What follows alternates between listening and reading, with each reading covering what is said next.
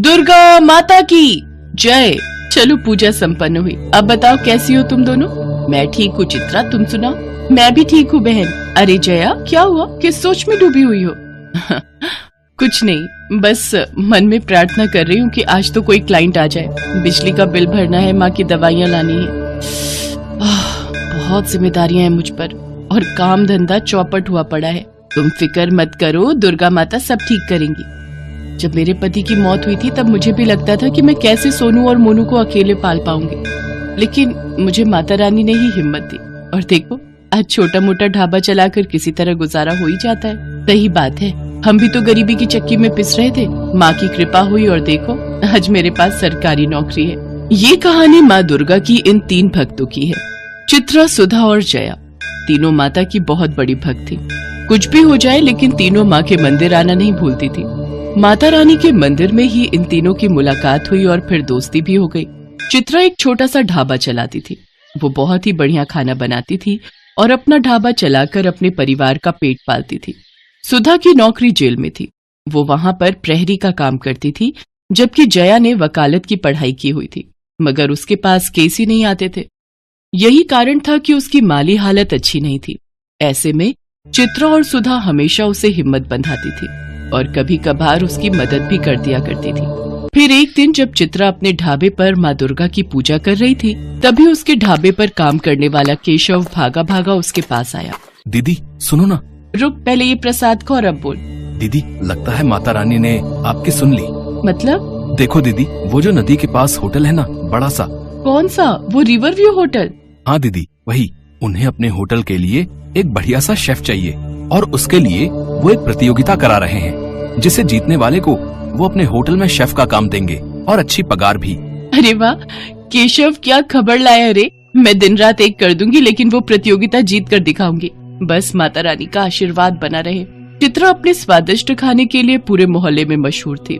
सभी लोग उसके हाथ के स्वाद के कायल थे, सिवाय उसकी पड़ोसन दिव्या के। वो हमेशा ही उससे चिढ़ती थी। होटल की प्रतियोगिता वाली बात जब दिव्या को पता चली तो उसने सोचा, चित्रा की बच्ची, चाहे कुछ भी हो जाए, तुझे तो मैं जीतने नहीं दूंगी। जीतना तो दूर, मेरे रहते तो उस प्रतियोगिता में हिस्सा ही नहीं ले पाएगी। एक तरफ दिव्या चित्रा के खिलाफ जाल बुन रही थी, तो दूसरी तरफ सारा दिन बीत जाने पर भी जया के पास कोई केस नहीं आया। उसने मायूस होकर अपना केबिन बंद किया और मन में सोचने लगी, आज भी कोई केस नहीं आया। केबिन का किराया भी देना है, माँ की दवाइयाँ भी ले जानी है। उफ, कैसे हो पाएगा सब कुछ? हे माँ, कोई तो रास्ता दिखाओ मुझे। जया पैसों की किल्लत से जूझ रही थी, तो वहीं जेल में सुधा भी परेशान थी। नाइट ड्यूटी खत्म करने के बाद सुबह के वक्त वो जेलर के आने का इंतजार कर रही थी।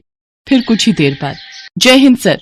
जय हिंद। हाँ कहो। सर, मैं प्रहरी सुधा हूँ। बैरक नंबर 3 और 4 में मेरी ड्यूटी है। हाँ तो? सर, वो नवरात्रि आ रही है तो छुट्टी चाहिए थी। क्यों? छुट्टी लेकर क्या करोगी? सर, वो माँ की चौकी सजानी है और। देखो, इन सब कामों के लिए छुट्टी नहीं मिलेगी। अच्छा तो सर, बस नवमी के ही दिन की छुट्टी दे दीजिए। जाओ यहाँ से, कहा ना छुट्टी नहीं मिलेगी। जी सर, जय हिंद। सुधा अपना समूह लेकर जेलर के कमरे से बाहर निकल आई। जया और सुधा जहाँ दुखी और परेशान थे, तो वहीं चित्रा कुकिंग कंपटीशन को लेकर उत्साहित थी। लेकिन वो नहीं जानती थी कि उस पर दुखों का पहाड़ टूटने वाला था। नवरात्रि के ठीक एक दिन पहले जब चित्रा पूजा पाठ के लिए अपने घर की सफाई कर रही थी, तभी उसके घर के सामने पुलिस की गाड़ी आकर रुकी। हाँ जी कहिए। तुम्हारा नाम चित्रा है? हाँ जी, पर हुआ क्या है? अरे रो, हमें तुम्हारे घर की तलाशी लेनी है। इतना कहकर इंस्पेक्टर ने चित्रा को धक्का दिया और 2-3 पुलिस वाले चित्रा के घर में रखे सामान को उलट पलट कर देखने लगे। और फिर, ये नशीली दवाइयों की पेटी कहाँ से ली तुमने और कहाँ बेचती थी ये सब नशे का सामान? मैं इस बारे में कुछ नहीं जानती इंस्पेक्टर साहब। इस पेटी में क्या है और ये मेरे घर में कैसे आई, मुझे कुछ नहीं पता। मैं तो पूरी ईमानदारी से अपना छोटा सा ढाबा चलाती हूँ साहब। अच्छा तो ठीक है, फिर अब जेल में अपने जैसे कैदियों के लिए खाना बनाना। पुलिस चित्रा को पकड़कर ले गई। उधर अपने घर के दरवाजे पर खड़ी चित्रा की पड़ोसन दिव्या मुस्कुराने लगी। असल में ये उसी की चाल थी। दिव्या का पति मेडिकल स्टोर पर काम करता था और चित्रा के घर में वो नशीली दवाइयों की पेटी दिव्या ने ही रखी थी, ताकि चित्रा प्रतियोगिता में हिस्सा न ले पाए। फिर उसी रात जेल में। चित्रा, तुम यहाँ कैसे? क्या बताओ बहन, मेरी तो किस्मत ही फूट गई। चित्रा ने रोते रोते सुधा को सारी बात बता दी। चित्रा के साथ जो हुआ उसे सुनकर सुधा की आंख में भी आंसू आ गए। तब चित्रा ने कहा, सुधा, मेरे बच्चों को केशव के घर छोड़ देना बहन। मेरे पीछे वो उनकी देखभाल करेगा एक माँ को अपने बच्चों की कितनी फिक्र होती है ना। पर माता रानी पता नहीं मेरी परीक्षा क्यों ले रही है। क्या हुआ? हमारा जेलर बहुत खड़ूस है। मैंने उससे नवमी की छुट्टी मांगी तो उसने साफ मना कर दिया। कभी ऐसा नहीं हुआ कि अष्टमी या नवमी पर मैंने कन्या पूजन नहीं किया हो, लेकिन इस बार चिंता मत करो सुधा, देखना माता रानी सब ठीक करेंगी। माँ दुर्गा की ये तीनों भक्त बहुत परेशान थी और ये देखकर दुर्गा माँ को भी अच्छा नहीं लग रहा था। तभी उनके पास नारद मुनि प्रकट हुए। नारायण नारायण। प्रणाम माते। माते, ये कैसी व्यथा है? आपकी तीनों भक्त परेशान हैं। उन्हें आपकी कृपा की आवश्यकता है। आप चिंता न करें ऋषिवर, इनके दुखों का अंत निकट है और इसके लिए मुझे धरती लोक पर जाना होगा। जय हो माता रानी की, जय हो। नारायण नारायण। नवरात्रि के दिन चल रहे थे और माता रानी की तीनों भक्त अपनी अपनी समस्याओं से जूझ रही थीं। लेकिन तीनों में से किसी ने भी माँ दुर्गा पर अपना विश्वास नहीं खोया था। सुधा ने जेल में ही माता रानी की चौकी सजा ली थी और नवरात्रि के पूरे व्रत भी रख रही थी। फिर अष्टमी के दिन जब सुधा माता रानी की पूजा कर रही थी, तब अचानक माँ दुर्गा की मूर्ति से तेज प्रकाश निकलने लगा, जिसे देखते ही सुधा की आंखें बंद हो गई और फिर आंखें खोलो पुत्री। माँ आप साक्षात माँ दुर्गा मेरे सामने। मैं तो धन्य हो गई माँ। तुम्हें तुम्हारे काम से अवकाश नहीं मिला तो क्या हुआ? देखो मैं स्वयं तुम्हारे पास आ गई। सुधा की आंखों में खुशी के आंसू थे। उसने माँ की आरती की और उनके चरण स्पर्श किए और फिर, पुत्री मुझे तुम्हारी सहायता की आवश्यकता है। मेरी सहायता की? मैं एक तुच्छ प्राणी क्या कर सकती हूँ आपके लिए? चित्रा को यहाँ से बाहर निकालना होगा। मैं उसका रूप लेकर यहाँ रहूंगी और तुम्हें उसे इस कारागार से बाहर निकालना होगा ताकि वो कल होने वाली प्रतियोगिता में हिस्सा ले सके और अपना स्वप्न पूर्ण कर सके। जो आज्ञा माँ। माँ दुर्गा अपने साक्षात रूप में सुधा के साथ चित्रा के पास पहुँची, जहाँ चित्रा दीवार पर माँ की तस्वीर बनाकर उसकी पूजा कर रही थी। तभी सुधा ने चित्रा को पुकारा, चित्रा चित्रा देख जरा हमसे कौन आया है मिलने। साक्षात माता रानी। क्या ये सच है क्या?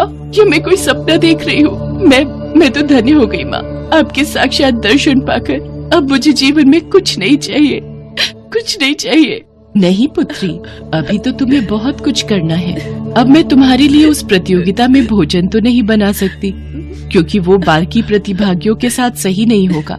भोजन तो तुम्हें स्वयं ही बनाना होगा, किंतु तुम्हारे स्थान पर यहाँ जरूर रह सकती हूँ, वो भी तुम्हारे ही रूप में। नहीं माँ, भाड़ में गई ऐसी प्रतियोगिता जिसके लिए आपको यहाँ जेल में रहना पड़े। तुम भी तो एक माँ हो ना, और अपने बच्चों के लिए कितने कष्ट सहती हो, तो मैं भी तुम्हारी माँ ही हूँ। चिंता मत करो, कल से ही जया कोर्ट में तुम्हारा केस लड़ेगी। मैं खुद उससे मिलकर आई हूँ, वो तुम्हें अवश्य ही निर्दोष साबित करेगी। इसके बाद दुर्गा माँ ने चित्रा का रूप लिया और उसकी जगह जेल में बैठ गई। फिर चित्रा और सुधा ने उन्हें प्रणाम किया और सुधा ने चुपके से चित्रा को जेल से बाहर निकाल दिया। अगले दिन चित्रा ने प्रतियोगिता में अपने बच्चों के लिए और जया ने कोर्ट में चित्रा के लिए पूरी ताकत लगा दी। चित्रा ने अपने हुनर से प्रतियोगिता जीत ली, तो वहीं जया ने भी चित्रा को कोर्ट से जमानत दिलवा दी। फिर उसी शाम तीनों एक साथ मंदिर पहुंचे, जहां कोई नहीं था। उन्होंने माँ दुर्गा को प्रणाम किया और माँ ने अपने साक्षात रूप में फिर से तीनों को दर्शन दिए। माता रानी की जय हो। पता है माँ, आपकी कृपा से चित्रा का केस जीतते ही मेरे पास ढेरों लोग आने लगे हैं। अब मेरे पास कोई कमी नहीं रही। मेरी बच्चियों, तुम सबके दुख भरे दिन दूर हुए। अब ऐसे ही हंसी खुशी से जीवन बिताओ और एक दूसरे की मदद करते रहो। दुर्गा मैया की जय, दुर्गा मैया की जय, दुर्गा मैया की जय।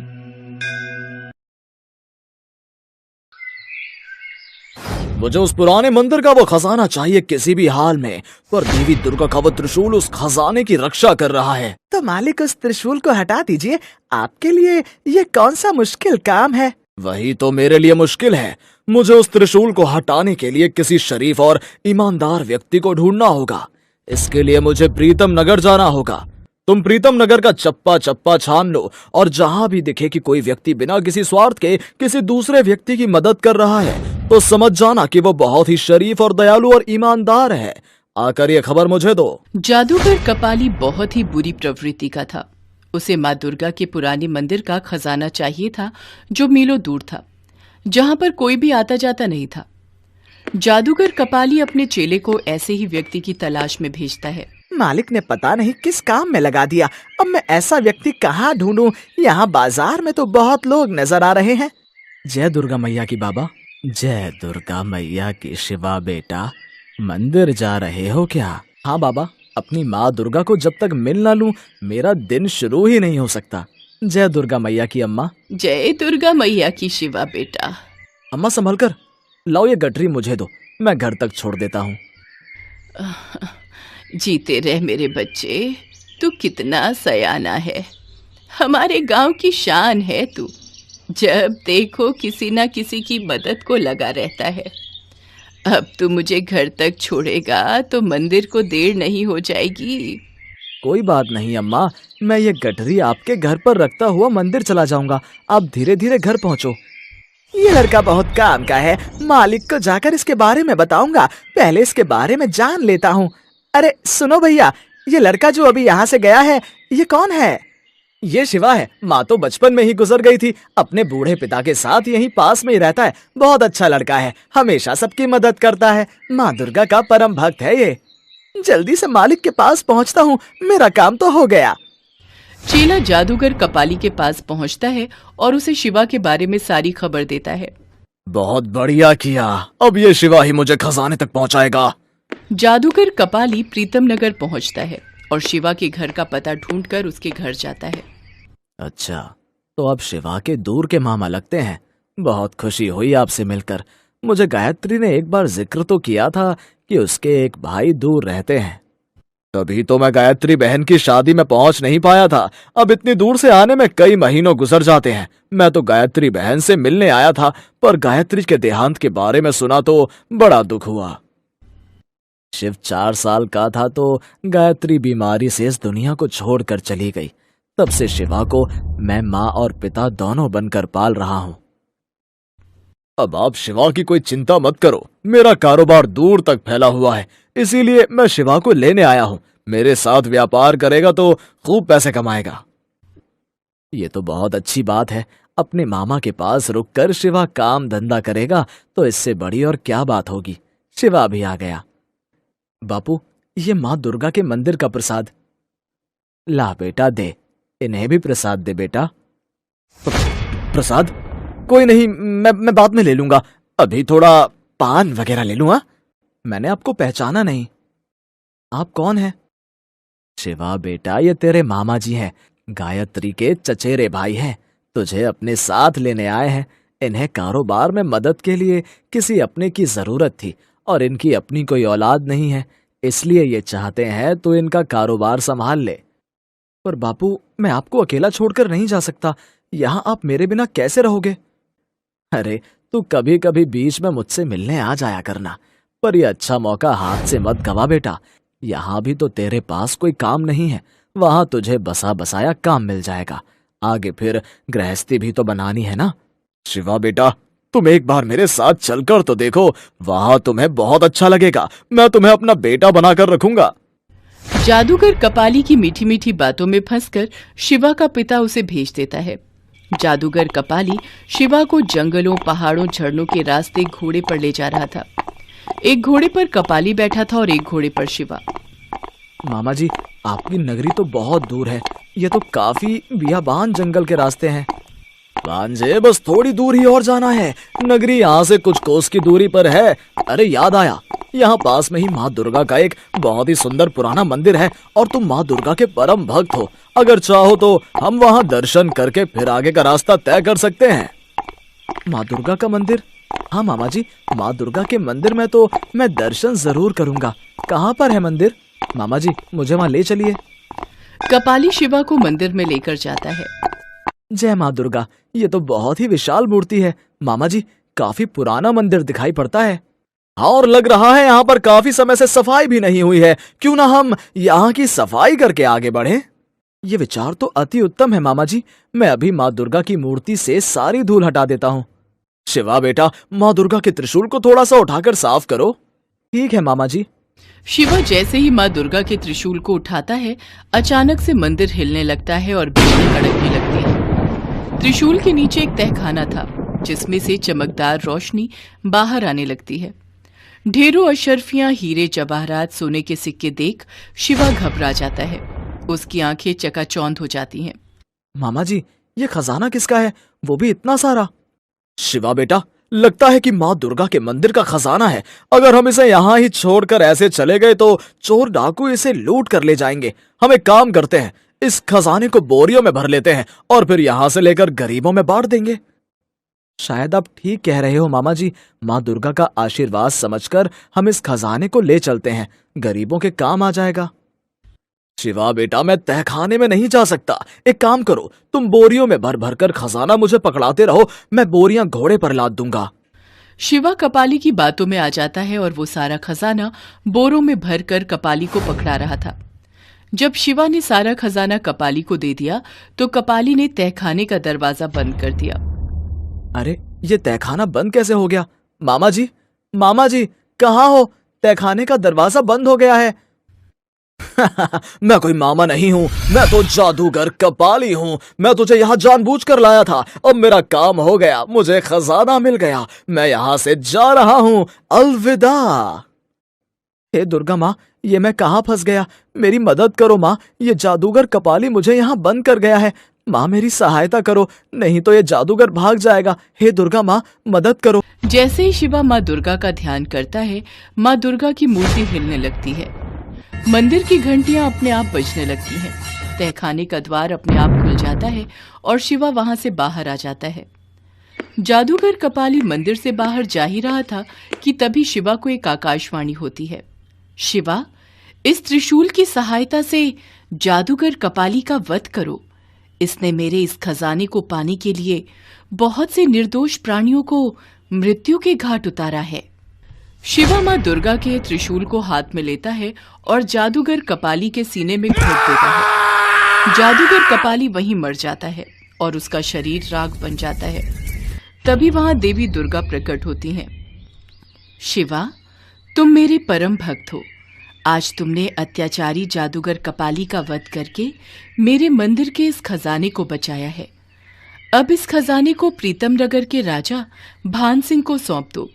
वो गरीबों की सहायता के लिए इस खजाने का उपयोग करेंगे। मेरा आशीर्वाद सदैव तुम्हारे साथ है। शिवा, मेरी कृपा तुम पर बनी रहेगी। माँ दुर्गा, आपके दर्शन करके मैं धन्य हो गया माँ। इसके पश्चात माँ दुर्गा अंतर्ध्यान हो जाती हैं। शिवा सारा खजाना लेकर राजा भान सिंह के पास पहुंचता है और उन्हें सारी बात बताता है। राजा भान सिंह शिवा की ईमानदारी पर बहुत प्रसन्न होते हैं और माँ दुर्गा का आशीर्वाद मानकर सारे खजाने को गरीबों की सहायता में लगा देते हैं।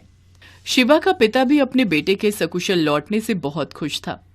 राजा भान सिंह शिवा की ईमानदारी देखकर अपने राजमहल में ही उसे नौकरी पर रख लेते हैं और माँ दुर्गा के आशीर्वाद से शिवा अपने पिता के साथ खुशी खुशी रहने लगता है।